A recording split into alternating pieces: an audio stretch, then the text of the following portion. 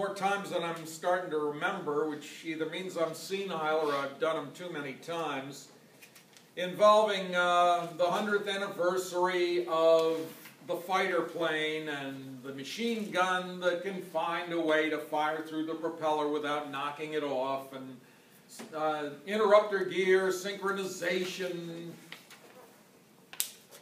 mounting the gun over the upper wing and all that jazz. And it occurred to me that there was another aspect of World War I that is relatively neglected, and I've gone into this before too. The original purpose of the airplane, its most important purpose, at least during the war, remains observation and reconnaissance. That's how it had been since 1795, and that involves another person, an observer. Usually, at least when you're dealing with an airplane, somebody's got to fly the plane, and if it's a scout, well, he's just flapping his way across the front lines, hoping he's going to see something of interest, and if he does, he's going to head right back and report it before he forgets. But before 1914 is up, they realize it's going to work a whole lot better if the pilot just concentrates on flying and a specialized observer is taking in the view and reporting it. But when aircraft start shooting down other aircraft, that leaves the PBO, the poor bloody observer, as the British would call him, in a bit of a pickle. In short, as soon as you get machine guns that can shoot other aircraft down, the observer is going to need a way of defending himself if necessary. And this is an aspect that went through a development in its own right, but one that's often neglected when it comes to World War I. So being the sort of ornery cuss who takes up the cudgel for something that's been neglected, not for the first time, I decided to take a look at that. Let's see, how do we... Just hit the left. Left one? Okay. Actually, before there were synchronized machine guns and fighter aircraft, there was an observer manning a machine gun. On June 7th, 1912, Captain Isaac M. Lewis, who invented the lightweight machine gun you see to the left, tried to promote the possibilities of his weapon not only as something that an infantryman could potentially carry around to support his comrades, but that it had possibilities in the air. And to demonstrate, in June 1912, Captain Charles D. Chandler, head of U.S. Army Aeronautical Division at College Park, Maryland, went up in a Wright Model B with First Lieutenant Roy C. Kirkland at the controls to show off what a Lewis machine gun could do, fixed to fire downward, because at this time nobody expected he'd have to fire it anywhere else. And he successfully test-fired the Lewis machine gun.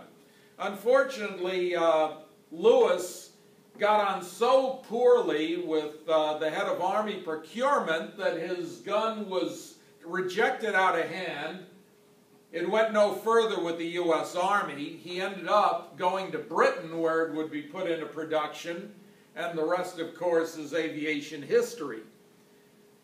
And the Americans, like the Italians, ignoring the possibilities of the Caproni CA-20, had their chance and blew it. They weren't the only ones. In February 1914, the French experimented with the idea of setting up a Hotchkiss machine gun on a special mounting on the Deperdessin TT monoplane, in which the observer, who as usual was up forward, could stand up and fire a machine gun at an opponent. It was a flexibly mounted machine gun and often had an armored plate in front, which also, I suppose, tried to cut down on the drag, but not very much. Needless to say, that one didn't get very far either. But as the war progressed, machine guns did come into play, most often on pusher aircraft. In the case of the Germans, it usually took the form of pistols or rifles or carbines fired from both the pilot and the observer's position. But with pusher aircraft, it soon became an easy matter, as is in the case of this Farman F-40 of Escadrille F-71, to simply have a Hotchkiss in this case, or a Lewis or whatever, mounted on a simple pintle that in his generous position the observer could just fire at any opponent.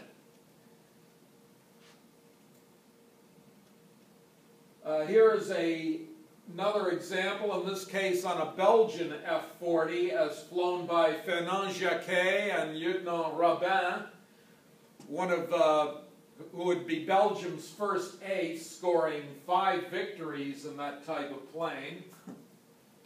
And here is an example of a more sophisticated mounting that again allowed the observer to stand up and fire his machine gun, in this case an Italian arrangement on a French-designed Voisin.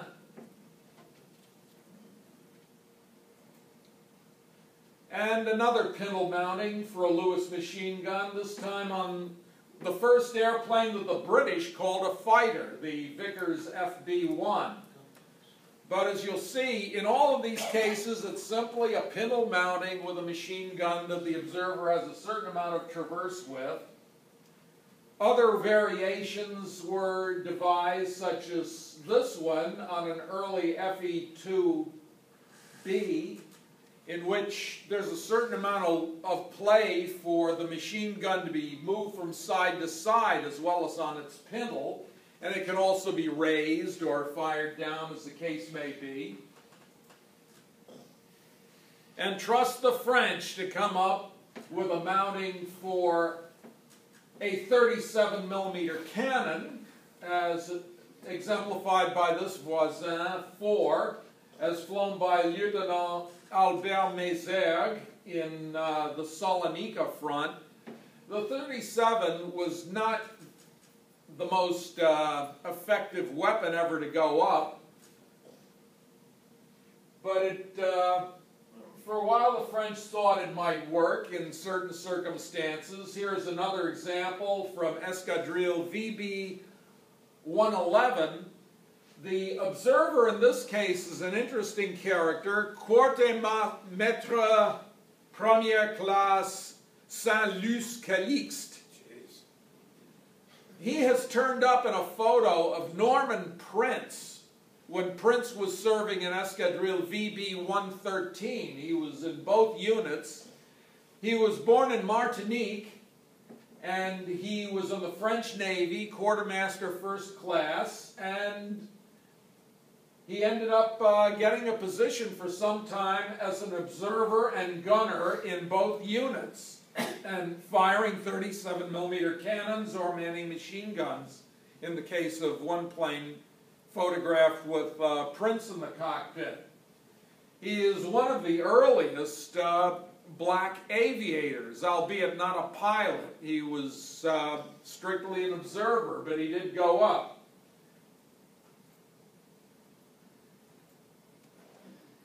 By 1917 or 18, when this Voisin 10 was photographed, you can see there's a certain amount of traverse added to the 37mm gun, and these were now being used strictly on night bombing missions, in which the Voisin 10 specialized. And what the 37 was for, basically, was if German searchlights should be seeking out the plane, well, he could just aim down the searchlight and try and take it out.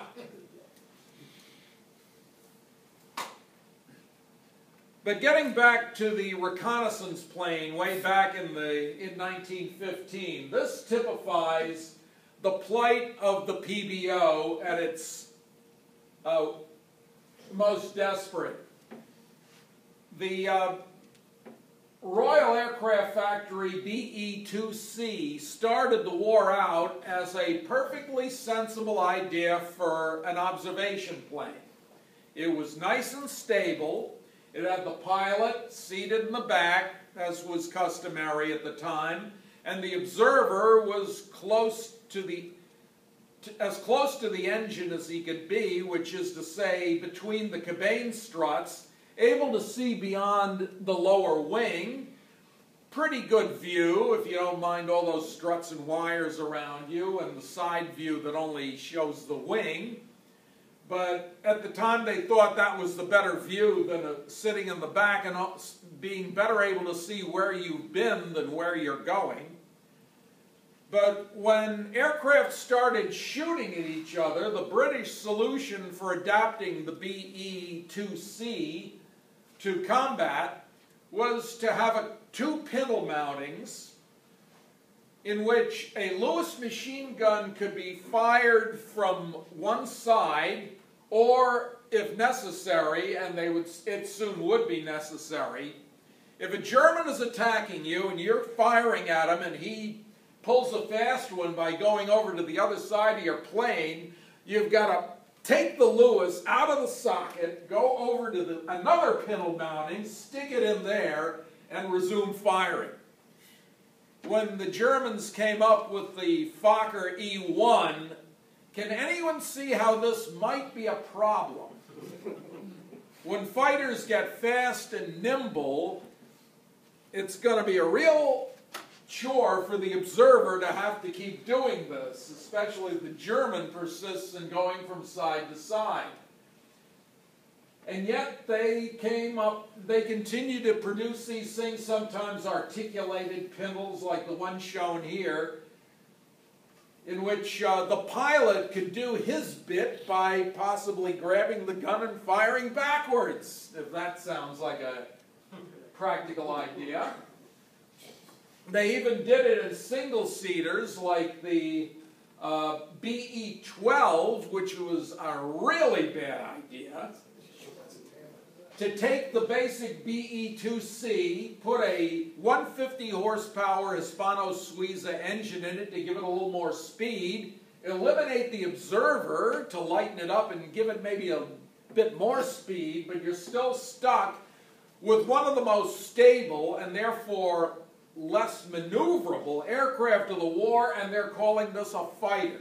They have a synchronized Vickers machine gun on the side, but they also, realizing this thing is not going to out-dogfight a German fighter, really, they have the option of the pilot firing the machine gun in the back.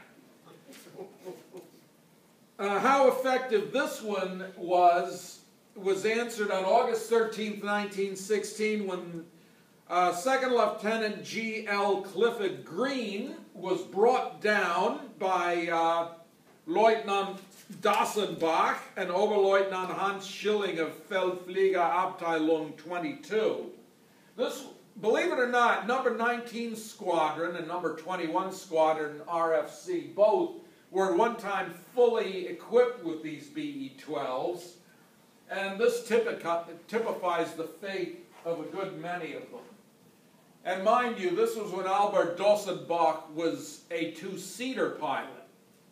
He and his observer accounted for 9, for which he became the first German two-seater pilot to be awarded the Orden pour le Mérite. The Belgians were also using the BEs under license, in this case a BE-2E. Notice, however, the Belgians, who didn't have a very big air force, but they also had some enterprising chaps who didn't mind doing a little customizing, they put a Hispano-Suiza engine in this BE-2-seater. They've improvised a synchronized machine gun, and more important, it's being manned by a pilot.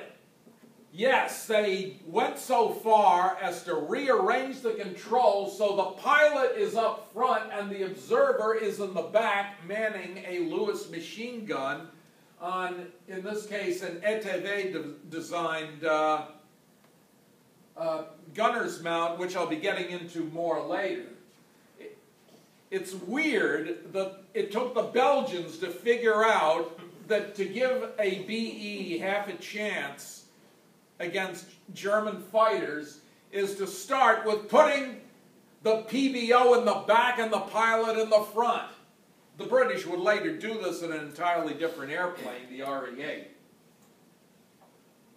Here's another example of the backward articulated machine gun on a double pintle. In this case, a Martin's-side Elephant of number 27 Squadron that was brought down in August 1917 by Vizefeldwebel Max Müller of Jasta 28. You may recall seeing him as the Bavarian ace of aces, eventually 36 victories before he was shot down and killed. And the British also put interesting variations on the pintle mount on their BE, or the FE-2B.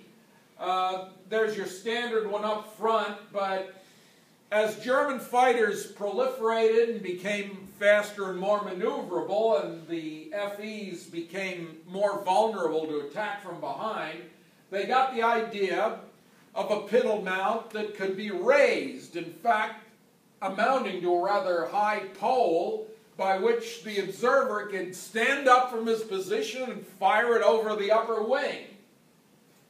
Didn't work on this one, but in theory, here's how it worked.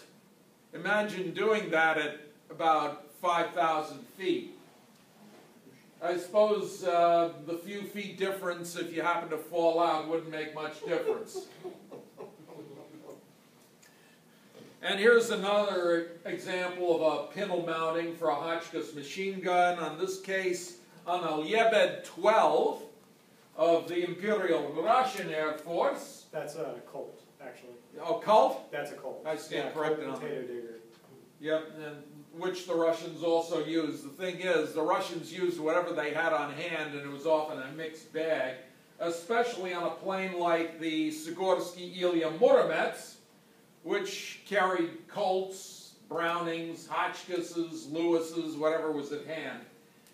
And in the case of this one, you can see that there is a rear gunner's position on here, in this case 2 of them, on what amounts to a flying fortress. And it was this that made the Ilya Muromets such a formidable opponent right from its inception in 1915.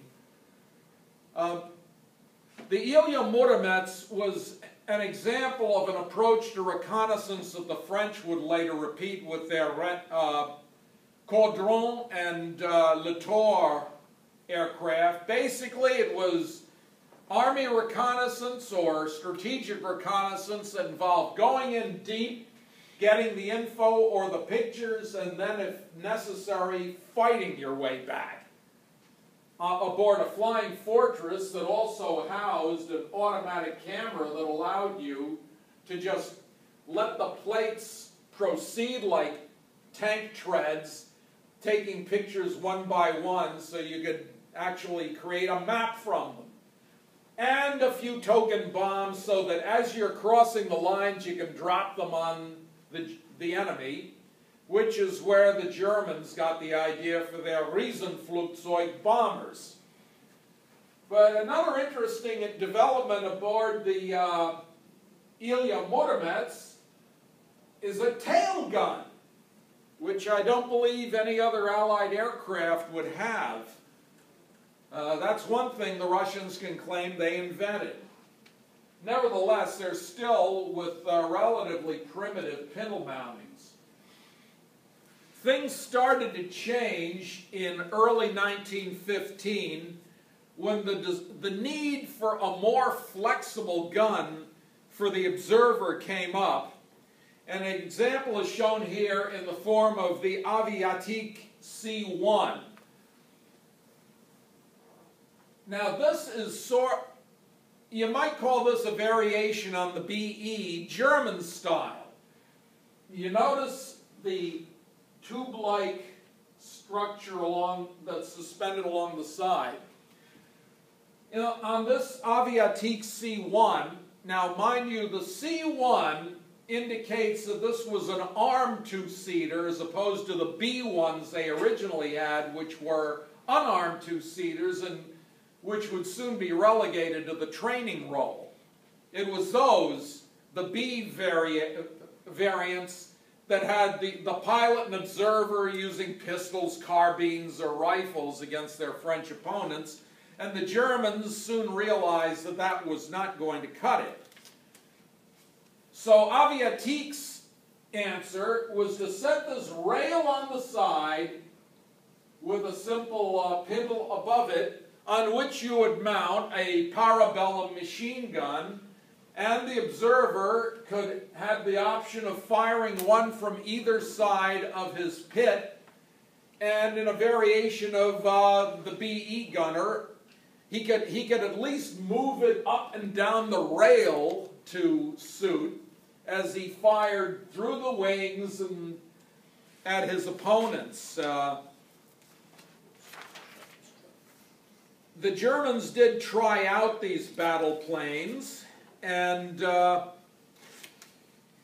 they did have a comment. Bavarian Feldfliegerabteilung 6 on September 30th, 1915, back when aerial encounters were still relatively infrequent, described the Aviatik C.I's rail-mounted machine gun's field of fire as medium good. They cited pilot complaints of insufficient fuselage length and wingspan, too small a rudder, tail heaviness, and a general reduction in directional and traverse stability compared with the older B.1. In other words, it wasn't as stable. Well, boo-hoo. Pretty soon as fighters began to become more common, those traits would be more appreciated. Nevertheless, the Aviatik was just a BE with a little more leeway on either side for the observer. This shows their patent for the movable pindle mounting along the rails. But the real breakthrough with German two-seaters would take two forms, actually. The first, believe it or not, came out in April 1915 in the form of the Ago C.I.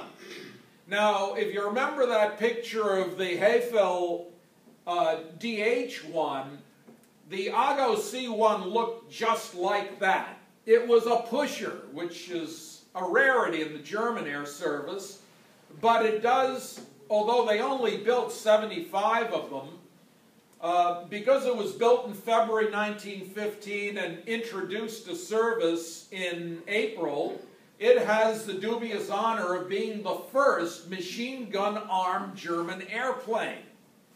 It didn't last that long, however, before the Germans reverted to tractor aircraft, and the readiest to meet the C.I requirement turned out to be the Luftverkehrsgesellschaft, which literally means Air Traffic Company, or LVG, at Johannisthal near Berlin. In 1912, it had acquired the services of a Swiss-born engineer named Franz Schneider, who designed a line of two-bay, two-seat biplanes distinguished from other German aircraft by having an angular upward kink in the ailerons, which helped stabilize them. Unfortunately, this photo, you can't make that out. But if you ever see pictures of it, it sort of cranks upward near the end of the aileron. More important, though, is that on July 15th, 1913, before any Allied aircraft began arming up, Schneider obtained a patent for a series of cams and rods attached to the trigger bar that would interrupt a machine gun's fire whenever the propeller was in its way. Does that sound familiar? It's the original concept of the interrupter gear, which at the time he proposed it, the German army rejected out of hand as just too evil a precedent for aerial warfare, an idea that they would later change their mind on in April 1915. And Fokker, being quicker to make use of such a device, he of course got all the glory and also a lawsuit from Schneider.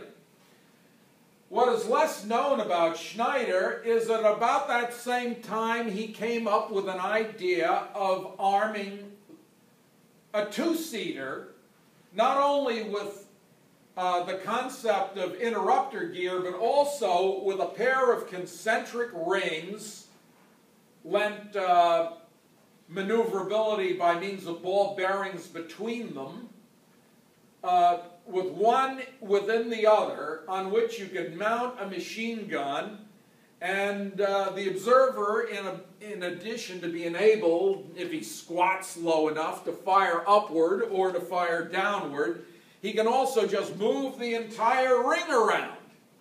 This, too, was rejected out of hand by the German High Command, and allegedly Schneider's frustrated reaction at that point was to just throw the thing into a garbage heap. Well, in early 1915, ITFLIEG asked him, whatever happened to that machine gun mounting for the observer you were doing? Well, he found it in his snow-covered trash heap, brushed off the snow, and brought it back for testing, and sure enough, it was adapted. In fact, the Inspektorat der Flieger, or ITFLIEG, prevailed on him to make his ring available to all German manufacturers, and as a result of this, before LVG could put out its C1, Albatros put out the C1, an upgrade on its proven B1 design, with the observer's position moved aft and the pilot moved forward, a synchronized machine gun up front, and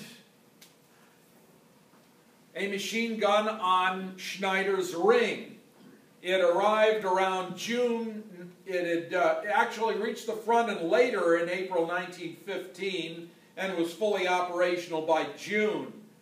Almost alongside it came the Aviatik C.I with its rails, which you've already heard.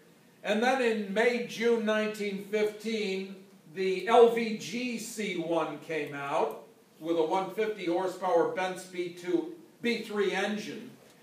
And within a month had made a name for itself in retrospect when on July 4th, Lieutenant Oswald Belke of Fliegerabteilung 62 was credited with the first of his eventual 40 victories when he and Oberleutnant Heinz von Wülich destroyed a Morane-Saulnier L over Valenciennes, killing Lieutenants Maurice Tétu and Georges Comte de la Rochefoucauld-Beauregard of MS-15. So the LVG was blooded, and couldn't have been blooded by a more illustrious guy.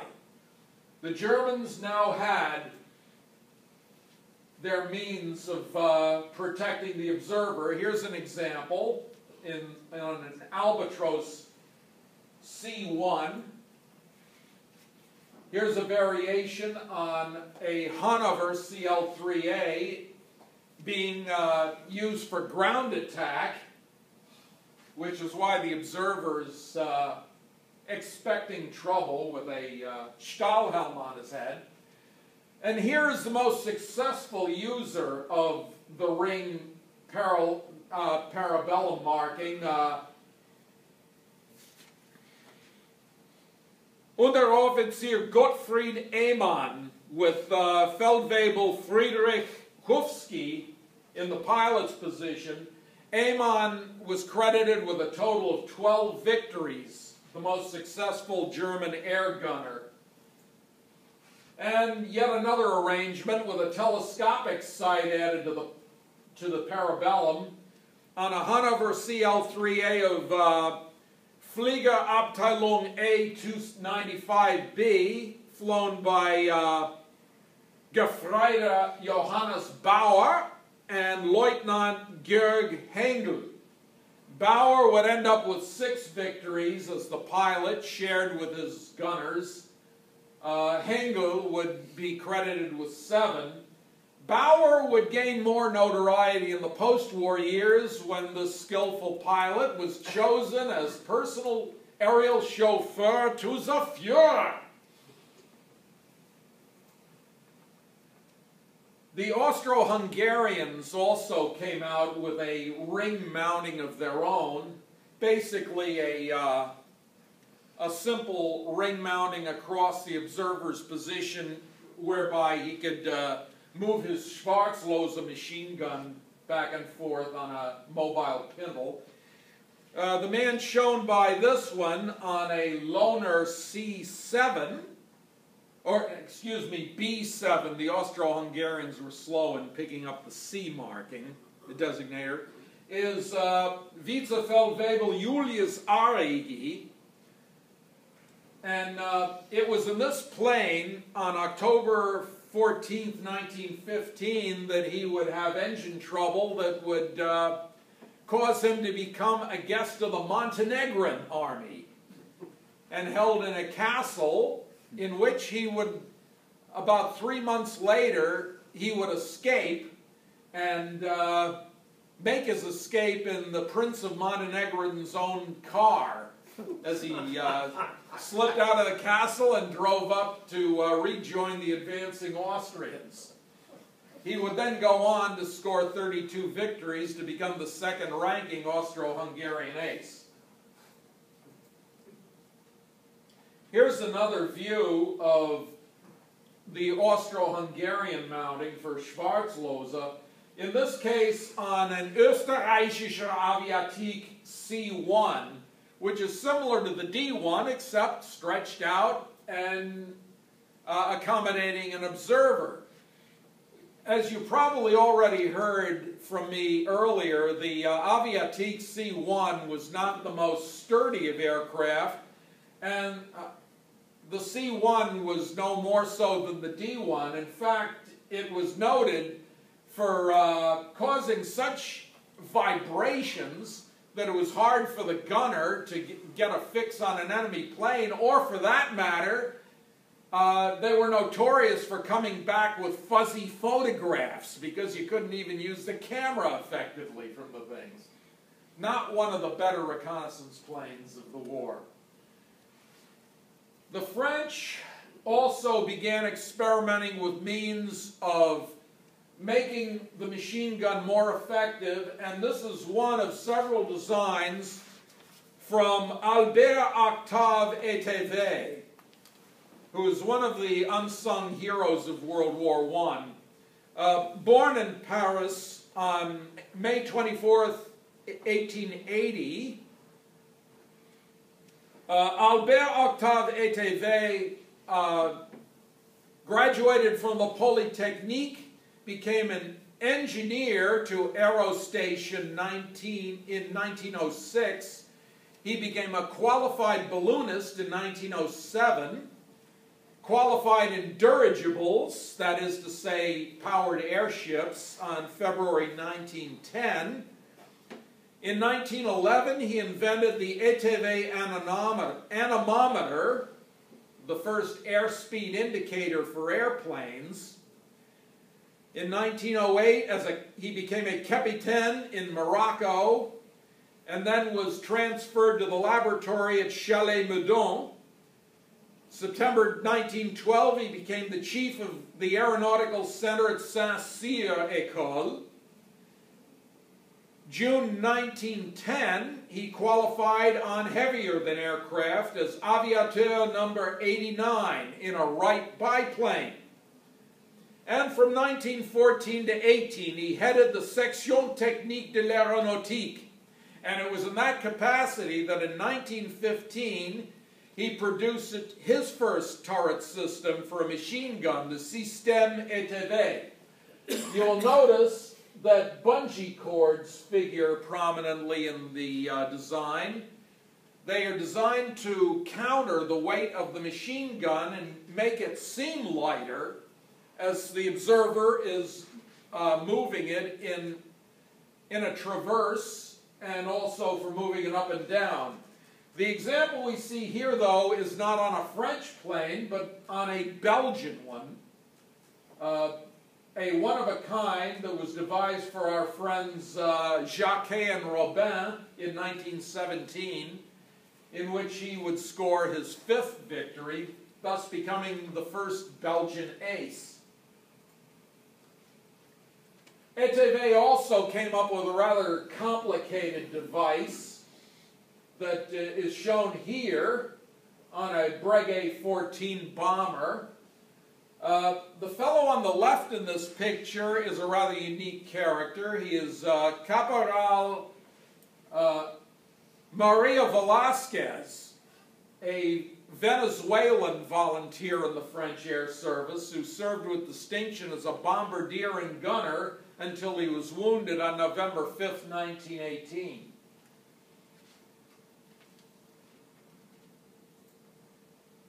Here is another Étevé mounting shown on a Caudron R11 of Escadrille R46, as flown by its commander, Capitaine Marcel Bloch, on a reconnaissance mission. Here again we see the concept of the Ilya Muromets back full circle.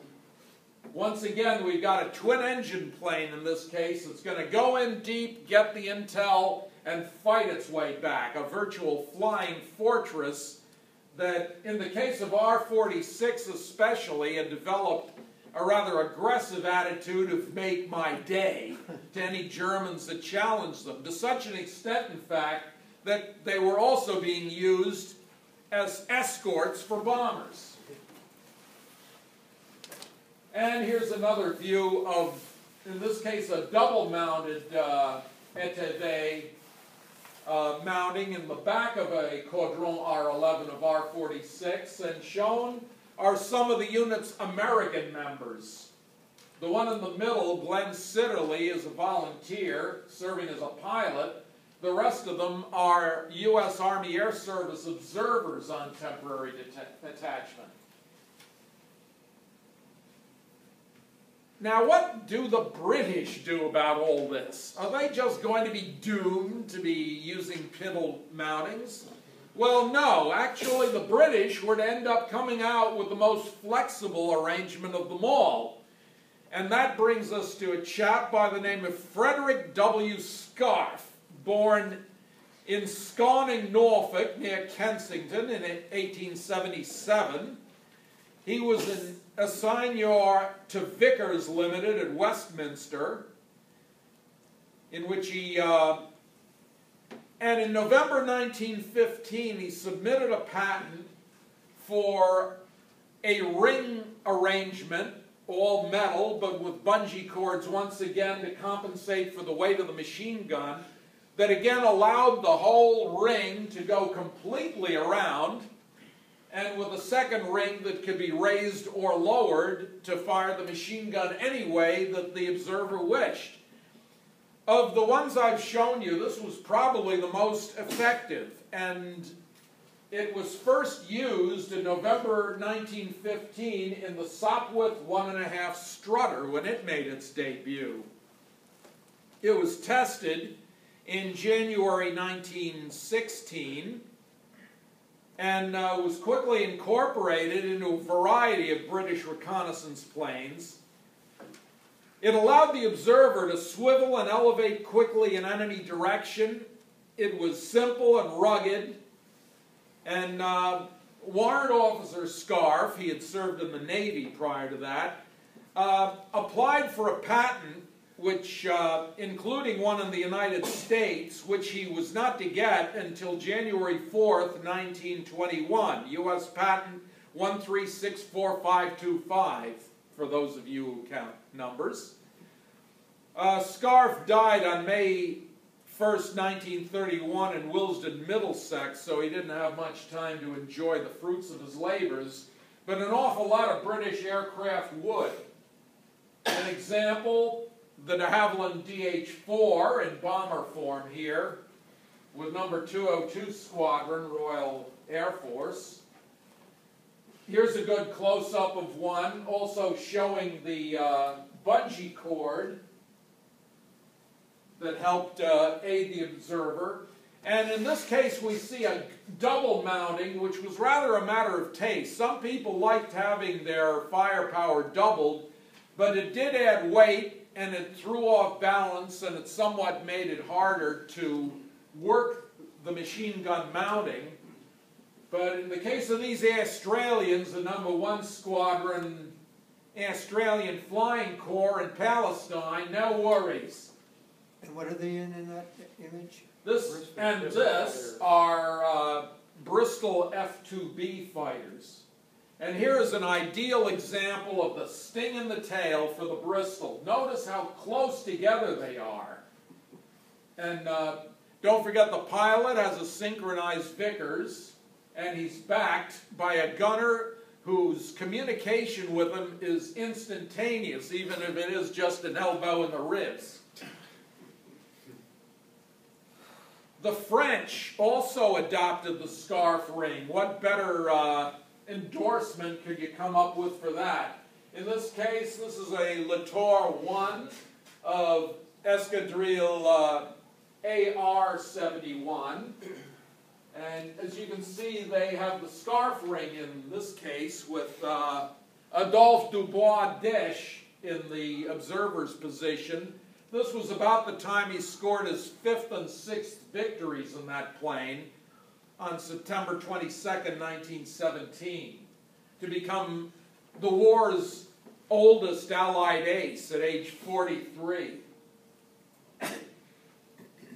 And another enthusiastic user of the Scarff ring was the United States Army Air Service, as exemplified, obviously, by this double mount on a Samson 2A2 of the 1st Aero Squadron, with William P. Irwin manning the Vickers up front, and Arthur Easterbrook at the double Vickers, at the double Lewis. He would end up with 6 victories, and Irwin with 8 to be among the 2-seater aces of the USAS. Notice, by the way, all the holes in this Samson. They've just come back from a reconnaissance mission.